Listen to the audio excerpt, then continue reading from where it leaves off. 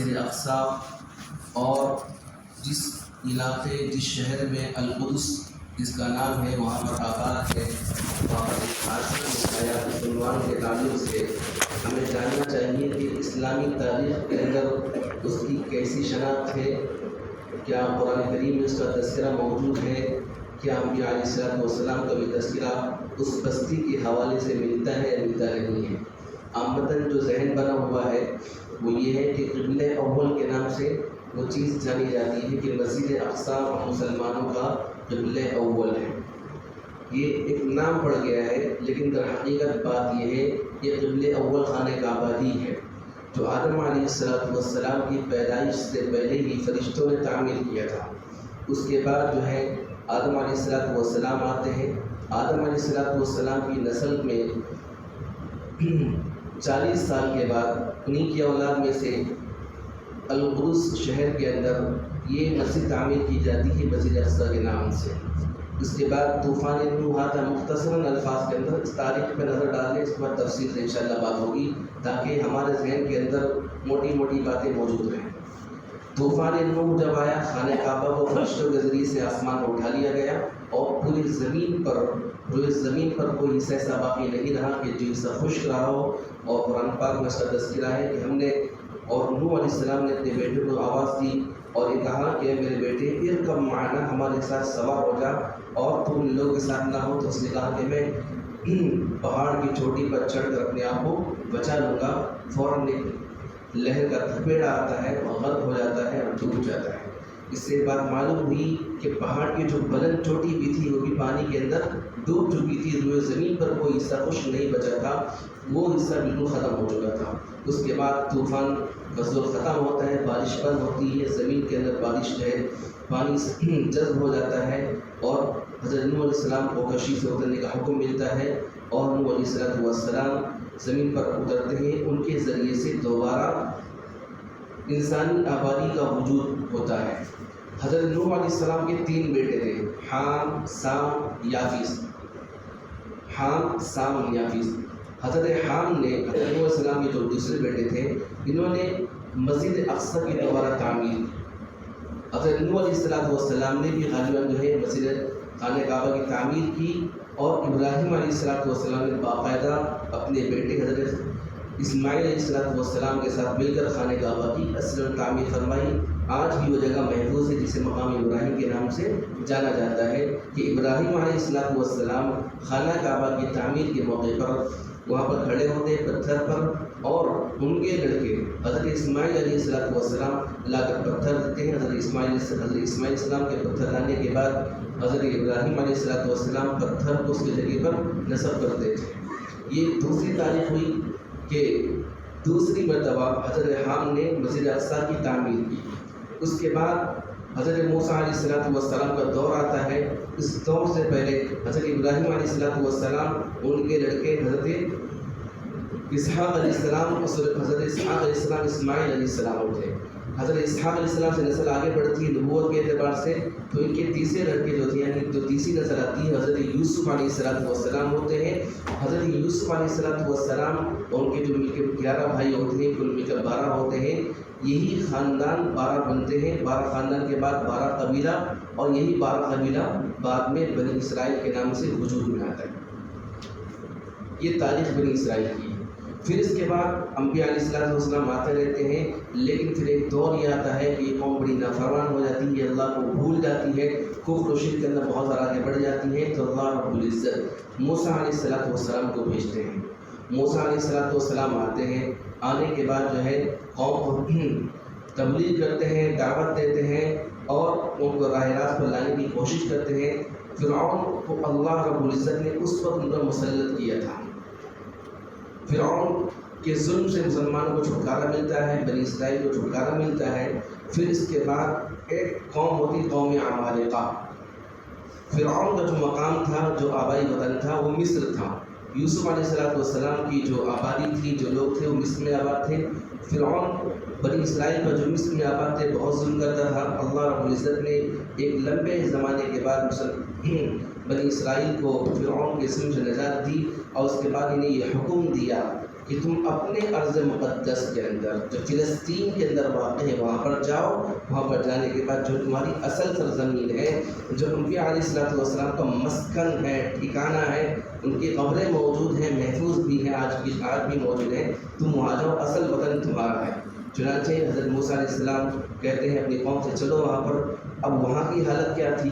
وہاں کی حالت یہ تھی کہ وہاں پر ایک قوم تھی، قوم عمالقہ.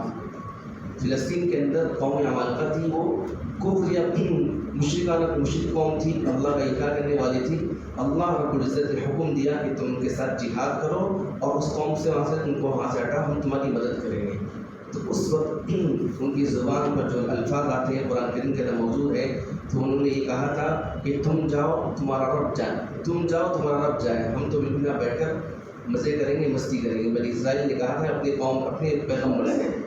بعد میں احد کے موقع پر یا بدر کے موقع پر صحابہ کرام نے کہا کہ اللہ کے نبی صلی اللہ علیہ وسلم جہاد کا حکم آ گیا ہے، ہم اس قوم میں سے نہیں جس نے کہا تھا کہ تم جاؤ انت وربک فقاتلا انا ہاہنا قاعدون، کہ تم جاؤ تمہارا رب جائے، ہم تو یہاں بیٹھے ہوئے ہیں. ہمارا تعلق اس قوم سے نہیں ہے، ہم اس قوم سے نہیں ہیں. ہم نبی کے حکم پر لبیک کہتے ہوئے اپنے تن من دھن ہر چیز کی جان کی بازی لگا دی. بہرحال تو موسیٰ علیہ السلام کی قوم نے جب انکار کیا، نافرمانی کی، پیغمبر کی بات کو ٹھکرا دیا، تو اللہ رب العزت نے 40 سال تک اس قوم کو وادی تیہ کے اندر قید کر دیا.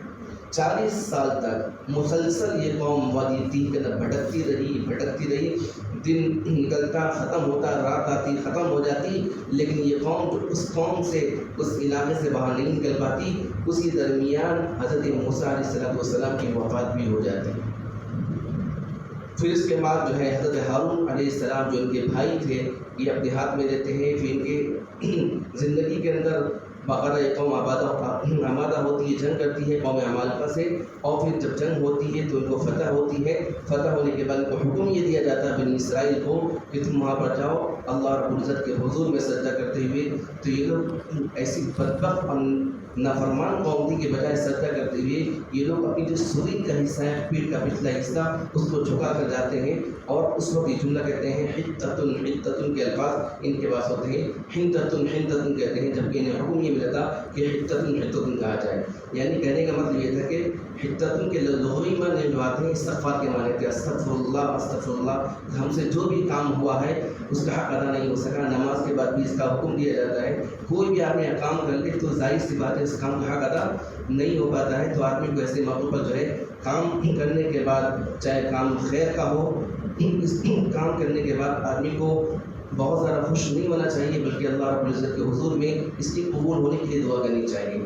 تو اس قوم سے جب یہ کہا گیا کہ جاؤ اور اللہ سے معافی مانگتے ہوئے جاؤ اور سر کو جھکا کر جاؤ، تو ایسی بدبخت قوم تھی بجائے سر کے جھکانے کے اپنی پیٹھ کے پچھلے حصے کو جھکا کر پیٹھ کے حصہ دکھاتی ہے. اور حنتتن کے بجائے حنتتن حنتتن قرآن کریم کے اندر اس کا تذکرہ پہلے پارے کے اندر موجود ہے. یعنی ایسی بدبخت قوم تھی یہ، حنتتن کے بجائے حنتتن کہنے لگی، اللہ کی نافرمانی کرنے لگی. اس درمیان جب وادی تیہ میں موجود تھے تو اللہ رب العزت نے اس قوم کے لیے جنت کا دسترخوان اتارا. ان کے پاس من و سلوہ کا نزول ہوا. من و سلوہ ایک جنت کی غذا ہے، اور جنت کی غذا کے تعلق سے، جنت کی کسی بھی نعمت کے تعلق سے یہ بات بالکل واضح ہونی چاہیے کہ اللہ کے نبی نے فرمایا کہ جنت کی جو نعمتیں ہیں ان نعمتوں کو نہ تو کسی آنکھ نے آج تک دیکھا ہے، نہ کسی کان نے صحیح معنی میں پورا مفہوم کا احاطہ کیا ہے، ولا خطر ببالی، اور کسی انسان کے دل میں اس کا تذکرہ بھی نہیں، اس کا خیال بھی نہیں گزرا کہ کس طرح کی جنت کی نعمتیں ہوں گی. چند چیزیں قرآن کریم کے اندر بیان کر دی گئی ہیں، احادیث کے اندر بیان کر دی گئی ہیں کہ وہاں پر نہریں ہوں گی، مسلسل بہہ رہی ہوں گی، شربت کی نہر ہوگی اور شہد کی نہریں ہوں گی، دودھ کی نہریں ہوں گی، پھل ہوں گے وہاں پر. لیکن اس کے علاوہ تمام نعمتوں کا احاطہ وہاں پر آج تک کسی انسان کے دل کے اندر خیال تک نہیں آیا کہ کس طرح کی نعمتیں وہاں پر ہو سکتی ہیں. اس قوم پر اللہ رب العزت نے خصوصی انعام یہ کیا کہ جنت سے دسترخوان اتار کر انہیں دیا. محمد مصطفیٰ کا نزول ہوا ان کے اوپر کہ بدبخت قوم نے اس کو ٹھکرا دیا اور یہ کہا کہ ہمیں جو ہے بصل، ہمیں پیاز چاہیے، ہمیں سبزیاں چاہیے، ہمیں دوسری غذا چاہیے، ہم اس کو کھا کے تنگ آ گئے، اس کو نہیں کھائیں گے. بہرحال اس کے بعد جو ہے وہاں پہنچتے ہیں، اور پہنچنے کے بعد حضرت ہارون علیہ السلام کے دور میں القدس کو شہر کو آباد کیا جاتا ہے. آباد ہونے کے بعد مسجد اقصی کی تعمیر کی جاتی ہے، وہاں پر لوگ اللہ کی عبادت کرتے ہیں. اس کے بعد ایک دور آتا ہے کہ پیغمبر جاتے ہیں، پھر نافرمانی مبتلا ہوتے ہیں۔ اللہ رب العزت نے اپنی مطلب یہ قسم کھائی تھی کہ اب اگر تم نافرمانی کرو گے تو تم پر ایسے ظالم بادشاہ کو میں مسلط کروں گا جو تمہاری بقیہ اکھیڑ لے گا اور تم کو بالکل کہیں کا نہیں چھوڑے گا۔ چنانچہ ایک ظالم بادشاہ اس وقت کا جو کافر تھا، بخت نصر اس کا نام آتا ہے، اس کو مسلط کیا جاتا ہے۔ وہ مسلط ہوتا ہے، تقریباً 1,00,000 لوگوں کو قتل کرتا ہے اور مسجد کو جلا کر بالکل خاک کر دیتا ہے، جسے ہیکل کہا جاتا ہے۔ مسجد بالکل، اور اس کے علاوہ کچھ تبرکات کے طور پر ان کے پاس کتابیں بھی موجود تھیں، ان کو بھی جلا کر ختم کر دیا جاتا ہے، اور بہت سی چیزیں جو ان کے پاس موجود تھیں تبرک کی شکل میں، اس کو لے کر وہ وہاں سے ان کو ہٹا دیتا ہے۔ تقریباً 100 سال کا عرصہ گزرتا ہے۔ اس کے بعد جو ہے وہاں پر بنی اسرائیل دوبارہ قابض ہوتے ہیں، پیغمبر کے آنے کے بعد پھر دوبارہ نافرمان ہوتے ہیں۔ نافرمان ہونے کے بعد اللہ رب العزت دوسری مرتبہ اس قوم پر ایک رومی بادشاہ کو مسلط کرتے ہیں، اور رومی ظالم کافر بادشاہ اس قوم پر مسلط ہونے کے بعد ان کو تباہ و برباد کر دیتا ہے۔ اس کے بعد حضرت داؤد علیہ السلام کا دور آتا ہے۔ اس درمیان ایک لمبا عرصہ ایسا گزرتا ہے کہ اللہ رب العزت نے پیغمبر کا سلسلہ اس قوم کے اندر بند کر دیا، اور بادشاہ کا تذکرہ بھی ختم کر دیا کہ نہ اس قوم کے اندر کوئی بادشاہ تھا بنی اسرائیل کے اندر، نہ تو اس قوم کے اندر کوئی پیغمبر تھا جو ان کی رہنمائی کرتا، جو ان کو سیدھا راستہ دکھاتا۔ نتیجہ یہ ہوا کہ یہ قوم جہاں بھی جاتی وہاں پٹی چلی جاتی، پریشان ہوتی، لوگ وہاں پر جہاں بھی جاتے ان کو مار کر نکال دیتے، یہاں تک کہ جب مجبور ہو گئے، پریشان ہو گئے، تو ان لوگوں نے اس موقع پہ دعا کی، اللہ ہمارے درمیان ایک ایسے بادشاہ کو بھیج دے۔ دوسرے پارے کے اندر تقریباً 19ویں صفحے پر موجود ہے، ان لوگوں نے دعا کی، اور اللہ رب العزت نے اس وقت ایک پیغمبر کو بھیجا۔ وہ پیغمبر دعا کرتے ہیں، دعا کرنے کے بعد ایک بادشاہ ان کے سامنے طے کیا جاتا ہے جن کا نام طالوت ہوتا ہے۔ اب یہاں جب بادشاہ منتخب کیا جاتا ہے، اس وقت یہ لوگ ماننے سے انکار کرتے ہیں کہ ہم اس کو کیسے مانے بادشاہ مقاتلہ۔ پھر اس کے بعد جو ہے ایک وہاں پر معجزہ یہ پیش آتا ہے کہ ان کے وہ سارے جو تبرک کی چیزیں ہوتی ہیں، ان کو ایک بیل گاڑی جو ہے وہاں پر ہٹا کر کے وہاں پہنچتی ہے، جس کے ذریعے بات معلوم ہوتی ہے کہ یہ بادشاہ من جانب اللہ ہے، اللہ کی طرف سے ان کو بادشاہ بنایا گیا ہے۔ وقتل داؤد و جالوت، اور اس کے بعد حضرت طالوت جو ہے بادشاہ بنتے ہیں، اور ایک جالوت نام کا ایک ظالم بادشاہ ہوتا ہے۔ اللہ رب العزت یہ حکم دیتے ہیں کہ جب تم اس دشمن قوم سے مقابلہ کرنے کے لیے جاؤ گے تو اس وقت تم پانی، راستے میں پانی پڑے گا، نہر پڑے گی، اس پر تم ہاتھ نہیں لگانا۔ لیکن جب یہ حکم دیا گیا تو اکثر لوگوں نے پورے پانی کو پی لیا، اور جس چیز سے منع کیا گیا تھا اس چیز کو کر دکھایا۔ چنانچہ روایت میں آتا ہے کہ تقریباً 1,00,000 کا مجمع تھا لشکر کے اعتبار سے، ان لوگوں نے تقریباً سارے کے سارے لوگوں نے پانی کو پی لیا۔ بعض روایت میں آتا ہے کہ صرف 300 افراد باقی رہ گئے تھے، 313، یا بعض روایت میں آتا ہے کہ تقریباً صرف 1,000 افراد ایسے باقی رہ گئے تھے جنہوں نے نبی کے حکم کو مانتے ہوئے پانی کو نہیں پیا تھا۔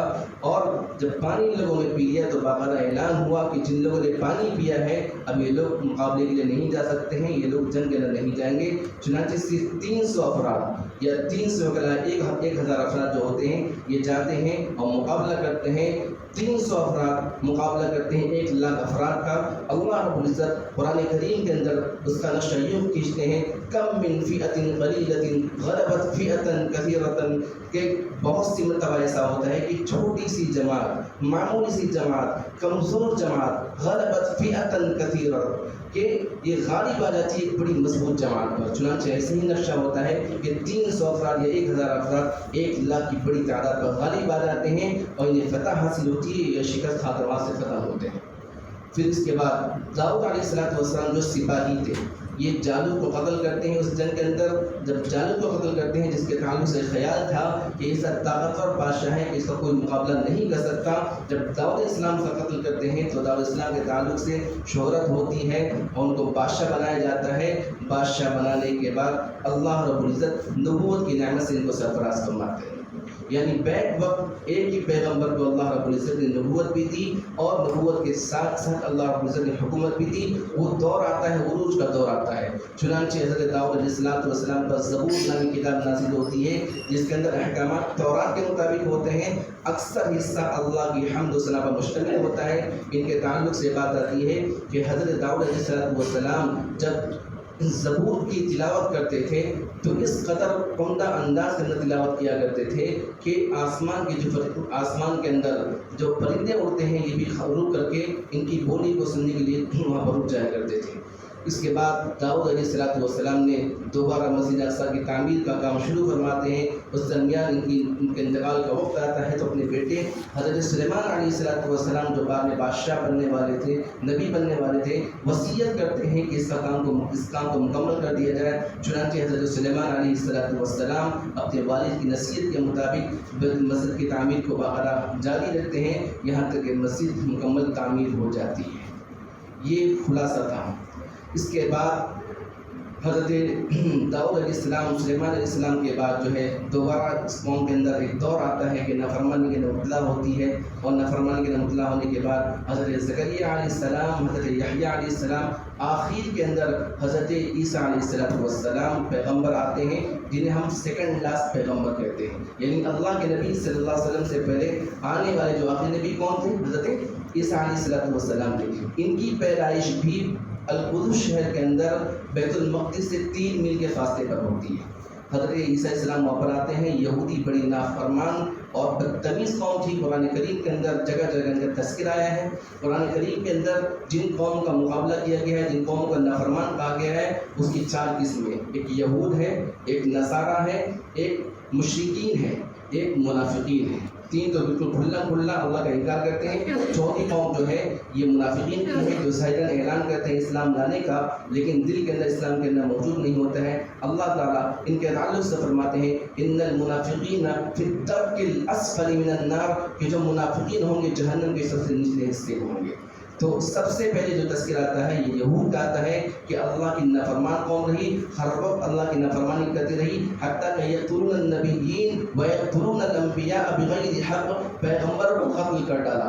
ایک نہیں، ہزاروں پیغمبر کو انہوں نے قتل کیا. اسی طریقے سے عیسیٰ علیہ السلام کے قتل کے در پہ ہوتے ہیں، ان کو مار ڈالنے کی کوشش کرتے ہیں. اللہ رب العزت یہ اعلان کرتے ہیں 3 پارے کے اندر ہے سورہ آل عمران کے اندر کہ پیغمبر آپ گھبرائیے نہیں، آپ کو قتل نہیں کریں گے، ہم کے مطابق آپ کو باقاعدہ ہم اپنے پاس بلائیں گے، آپ کو وفات دیں گے. انی متوفیک ورافعک، آپ مقتول نہیں ہوں گے، آپ کو اٹھایا جائے گا، آپ کو وفات دی جائے گی. چنانچہ اسی ضابطے کے تحت اللہ رب العزت ان کو بچاتے ہوئے آسمان پر اٹھا لیتے ہیں. اور احادیث کے اندر کا تذکرہ ملتا ہے کہ جب دجال کا عروج ہوگا اور دجال ظلم و ستم کے پہاڑ توڑے گا، اس موقع پر حضرت عیسیٰ علیہ السلام فرشتوں کے سر پر، فرشتوں کے کندھوں پر ہاتھ رکھتے ہوئے اتریں گے دمشق کی جامع مسجد میں، اور اس وقت فجر کی نماز کا وقت ہو رہا ہوگا، صفیں لگ چکی ہوگی مجاہدین کی. وہ دور ایسا دور ہوگا کہ ہر جگہ مسلمان پٹ رہے ہوں گے، ہر جگہ مسلمانوں کے ساتھ ظلم کا معاملہ کیا جا رہا ہوگا. اس وقت حضرت مہدی ظاہر ہوں گے، ان کے ہاتھوں لوگ بیعت کریں گے، اور اکثر و بیشتر، اس بات کو 2 جگہ سلطان سنیے گا، اکثر و بیشتر لوگ ایسے ہوں گے جو جہاد کا نام سن کر پیچھے ہٹ جائیں گے اور کفر کے راستے کو اپنا لیں گے. اللہ ہم سب کی حفاظت فرمائے. بڑی معمولی تعداد ہوگی حضرت مہدی کے ساتھ، امام مہدی کے ساتھ فجر کی نماز کا وقت ہوگا، مصلی پہ آگے بڑھ چکے ہوں گے، حضرت عیسیٰ علیہ السلام کا ظہور ہوگا. بہرحال یہ بیت المقدس تھی. اللہ کے نبی صلی اللہ علیہ وسلم کے تعلق سے بھی تذکرہ قرآن کریم کے اندر موجود ہے. چنانچہ سورہ بنی اسرائیل کے اندر اللہ فرماتے ہیں سبحان الذی اسری بعبدہ لیلا من المسجد الحرام الی المسجد الاقصى الذی بارکنا حولہ لنریہ من آیاتنا انہ هو السمیع البصیر، کہ پاک ہے وہ ذات جس نے راتوں رات اپنے پیغمبر کو مسجد حرام سے لے کر مسجد اقصی تک سفر کرایا، جو پہلی منزل تھی الذی بارکنا حولہ.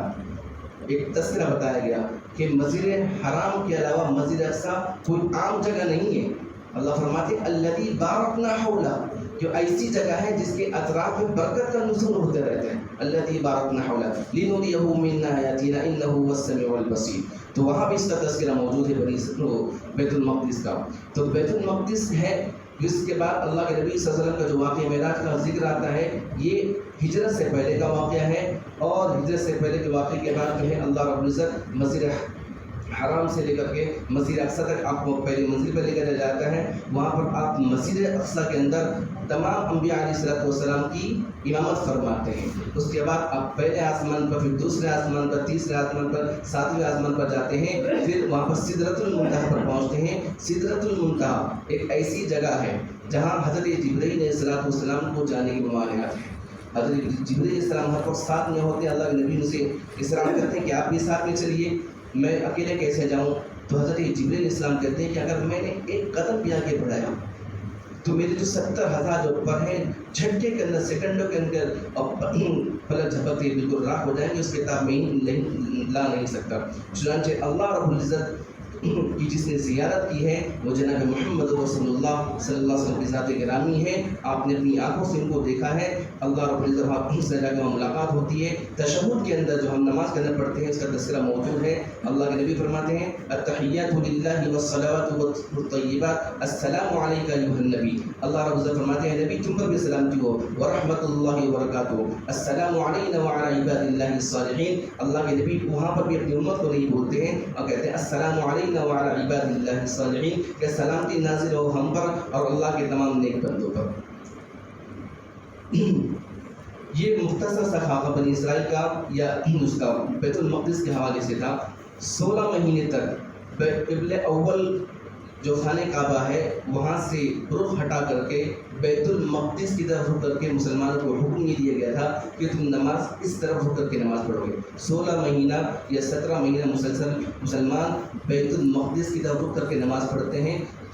دوسرے پارے کے پہلے صفحے کے اندر دوسرے صفحے کے اندر اس کا تذکرہ موجود ہے، آپ تفصیل مطالعہ کر سکتے ہیں، علماء کرام سے سن سکتے ہیں، وقت اس کا موجود نہیں ہے۔ یعنی اس کی اس قدر اہمیت ہے کہ ایک زمانہ ایسا بھی گزرا ہے مسلمانوں کا، ایک زمانہ ایسا بھی گزرا مسلمانوں کا کہ اللہ رب العزت نے بیت المقدس کو قبلہ مسلمانوں کو بنا دیا تھا کہ مسلمان باقاعدہ اس طرف رک کر کے نماز پڑھ رہے تھے۔ اس درمیان کتنے مسلمان شہید بھی ہوئے، ان کا انتقال بھی ہوا۔ صحابہ کرام نے اللہ کے نبی سوال کیا اے اللہ کے نبی اب تو خانہ کعبہ ہمارا قبلہ بن چکا ہے، کیا وہ لوگ جو بیت المقدس کی طرف رک کر کے نماز پڑھ رہے تھے انہیں موقع نہیں ملا دوبارہ خانہ کعبہ کے نماز پڑھنے کا؟ کیا وہ حق میں ان کا انتقال ہوا یا ناحق ان کا انتقال ہوا؟ تو اللہ کے نبی نے فرمایا کہ جب جیسا موقع ہوتا ہے اس موقع پہ جیسے اللہ رب العزت کی عبادت مطلوب اور مقصود ہوتی ہے، آدمی اسی کے مطابق اگر عبادت کرتا ہے تو اللہ رب العزت اسی بات کو قبول فرماتے ہیں۔ چنانچہ جن کا انتقال بیت المقدس کی طرف رک کر کے نماز پڑھتے ہوا وہ لوگ بھی حق پر تھے، اللہ رب العزت کے فرما بردار بندے تھے۔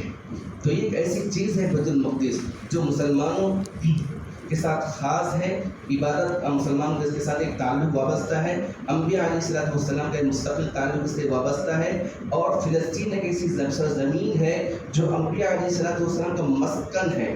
وہ مسلمان انبیاء علیہ السلام کی وہاں پر زندگی گزری ہے۔ اکثر و بیشتر انبیاء علیہ السلام یا تو ان کی پیدائش وہیں پر ہوئی ہے یا پیدائش اگر وہاں پر نہیں ہوئی ہے تو وہ ہجرت کر کے وہیں پر آتے ہیں۔ اللہ رب العزت نے اس زمین کو ارض مقدس کہا گیا، ارض مقدس کہا ہے۔ ارض مقدس، ارض کے معنی زمین کے آتے ہیں اور مقدس کے معنی وہ جگہ جو جس کی تقدیس کی جائے بالکل جو پاکیزہ ہوتی ہے، پاک ہوتی ہے۔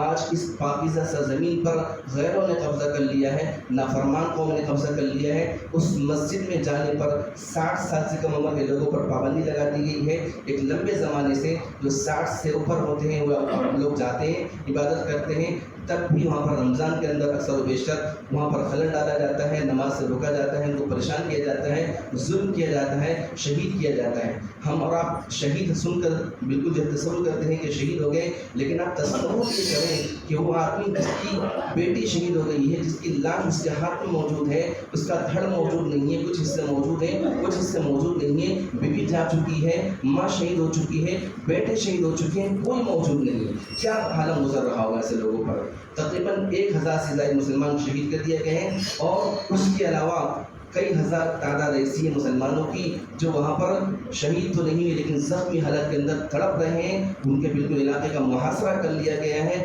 تمام طرح کی چیزوں کو وہاں سے روک دیا گیا ہے۔ کوشش یہ کی جاتی ہے کہ لوگ اس جگہ کو چھوڑ کر چلے جائیں، ہم یہاں پر قبضہ کر لیں۔ تقریباً 80% یا 90% سر پر پہلے ہی قابض سے غزہ پٹی جو علاقہ ہے وہ تھوڑا سا علاقہ مسلمانوں کے حوالے تھا، اس حصے کو بھی قبضہ کرنے کی کوشش کی جاتی ہے۔ لیکن ایک بات یاد رکھنے کی بہت زیادہ رکھنے کی ضرورت ہے، وہ یہ ہے کہ اللہ رب العزت ہمیشہ ایک موقع پر یا ایک ہی جیسے نہیں رہتے۔ وَتِلْكَ الْأَيَّامُ نُدَاوِلُهَا بَيْنَ النَّاسِ، ہم حالات کو بدلتے رہتے ہیں۔ ان اللہ علی کل شیء قدیر، اللہ ہر چیز پر قادر ہے، کسی کے وہم و گمان میں بات نہیں تھی ایک چھوٹی کسی ہاتھی کا مقابلہ کر سکتی ہے۔ ایک معمولی سی جماعت جو بالکل طاقت و ہتھیار سے بالکل لیس ہے، خالی ہے، وہ ایسی جماعت کا مقابلہ کرے گی جو بالکل طاقتور ہوگی، جو بالکل جو ہے بارود سے، اسلحے سے لبریز ہوگی، لیس ہوگی۔ اللہ رب العزت نے یہ حالات پہلے بھی دکھا چکے ہیں. غزوہ بدر کے موقع پر 313 افراد جو ہے غالب آتے 1000 کے افراد پر. اس سے پہلے بھی وقت داؤد جالوتا کہ حضرت داؤد علیہ السلام نے جالوت کو قوم کو شکست دی تھی، اس موقع پہ بھی معمولی افراد نے، معمولی سی جماعت نے بڑے افراد کو جو ہے شکست دی تھی. اس سے بات معلوم پڑتی ہے کہ اللہ رب العزت اسباب کے محتاج نہیں ہے. انسان اسباب کا محتاج ہے. انسان کو یہ حکم دیا گیا کہ تم سبب اختیار کرو. اس سبب اختیار کرنے کے ساتھ ساتھ جیسا حکم ملتا ہے اس کے مطابق عمل کرو. لیکن اللہ رب العزت لا یحتاج، اللہ کو کسی کی ضرورت نہیں ہے. اللہ ہر چیز پر قادر ہے. چنانچہ اللہ اس بات پر بھی قادر ہے کہ ایک بار ان کو بالکل ہلاک کر دیا جائے، لیکن اللہ رب العزت اپنی حکمت کے مطابق قیامت کے تعلق سے جو احوال چل رہے ہیں، اللہ ہم سب کی حفاظت فرمائے. ہماری یہ ذمہ داری بنتی ہے، ہماری ذمہ داری بنتی ہے کہ اگر ہم شریک نہیں ہو سکتے تو کم از کم دعا میں تو شرکت حاصل کر سکتے ہیں. دعا کے اندر ان کے لیے اپنے مسلمان بھائیوں کے لیے دعا کر سکتے ہیں کہ جن کی نہ صبح بالکل مطمئن اطمینان کی حالت میں گزرتی ہے، جن کی نہ شام اطمینان کی حالت میں گزرتی ہے، جن کے گھر بالکل تہس نہس کر دیے گئے ہیں، نہ رہنے کا ٹھکانہ ہے، نہ کھانے کا ٹھکانہ ہے، نہ پینے کا ٹھکانہ ہے، جو زخمی ہیں ان کے لیے کوئی طبی امداد بھی موجود ان کے پاس نہیں ہے. مسلمانوں کے پاس 2 ہتھیار ہیں. ایک ہتھیار یہ کہ اعلیٰ کلمت اللہ کے لیے باقاعدہ اللہ کے راستے میں نکل جایا جائے، باقاعدہ تن من دھن کی بازی لگا دی جائے. دوسرا ہتھیار جو ہے دعا ہے. الدعاء مخ العبادہ، دعا عبادت کا مغز ہے. اللہ کے نبی صلی اللہ علیہ وسلم جب غزوہ بدر کے لیے نکلتے ہیں تو اس وقت آپ صلی اللہ علیہ وسلم افراد کو دیکھتے ہیں کہ مسلمانوں کے پاس افراد بھی کم ہیں، اور افراد جو موجود ہیں وہ بالکل ہتھیار سے خالی ہیں. 7 گھوڑے ہیں، چند اونٹ ہیں اور تلوار بھی کم ہے. اللہ کے نبی صلی اللہ علیہ وسلم فوراً سجدے میں گر جاتے ہیں، بے تحاشا روتے ہیں، امتی امتی. بہرحال آپ کی زبان کے الفاظ جاری ہوتے ہیں. حضرت ابوبکر صدیق آپ کو تسلی دیتے ہیں، سہارا دیتے ہیں، اے نبی اپنا سر اٹھائیے، دیکھیے مسلمانوں کو فتح حاصل ہو رہی ہے. تو یہ دعا بھی مسلمانوں کے لیے عبادت ہے. لہذا اس دعا کا سہارا لیا جائے. ایک چیز پر ڈپینڈ نہیں ہونا ہے. جب جیسا موقع ہے، ہمارے پاس جو موقع ہے، اپنی خلوت میں، جلوت میں، اجتماعی دعاؤں کے اندر، انفرادی دعاؤں کے اندر مسلمانوں کے لیے، عالم اسلام کے مسلمانوں کے لیے، سب کے لیے دعا کرنی چاہیے. مسلمانوں کی حیثیت یہ ہے المسلم و المسلم، مسلمان کا بھائی ہے. بہرحال اپنی ذمہ داری کو سمجھتے ہوئے، حالات کے مطابق، حکمت کے اعتبار سے سوشل میڈیا پر بہت زیادہ شور نہ مچاتے ہوئے کہ جس کی وجہ سے ہم اپنے بھی نقصان کر بیٹھے ہیں، اپنے بھائیوں کو نقصان کر بیٹھے ہیں، حکمت کے ساتھ اپنا کام کرتے رہیں اور خاص طور ان کے لیے دعاؤں کا اہتمام کرتے رہیں. اللہ تعالیٰ خیر سننے سے عمل کرنے کی توفیق عطا فرمائے.